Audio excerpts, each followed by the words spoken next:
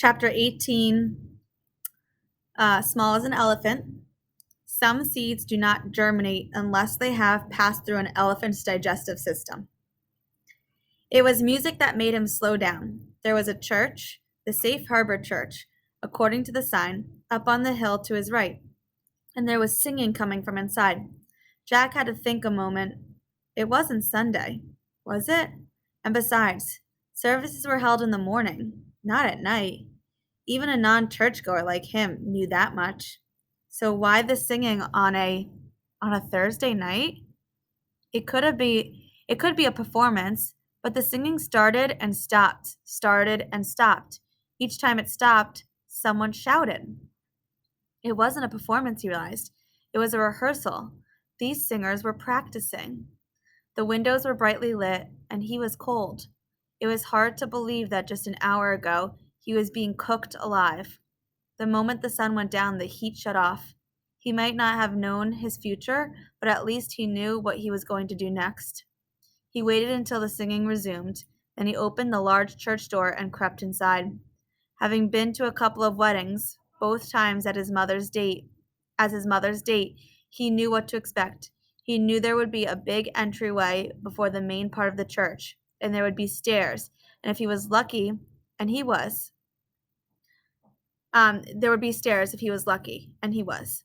Jack tiptoed up the stairs to a small balcony, which mostly housed the organ pipes, but there were also a few rows of seats. Jack didn't need a seat.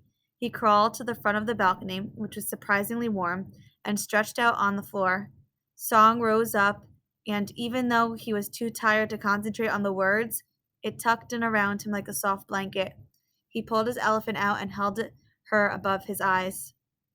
What would his mother say about this elephant? He could no longer predict her reactions, though she'd be furious if she learned he stole it. When he was little, she used to bring him something elephant necklace, something almost every week. Pictures from the newspaper, elephant pez, elephant lollipops. Once she swapped a necklace she was wearing for an elephant keychain owned by a kid in their apartment building. Another time, a guest had told her about a bakery that sold elephant-shaped raspberry tarts, and she drove the in-town in van all the way to the north end to buy him one. It almost gotten her fired, but as he got older, she seemed to get impatient with his obsession, like he should have outgrown it or something.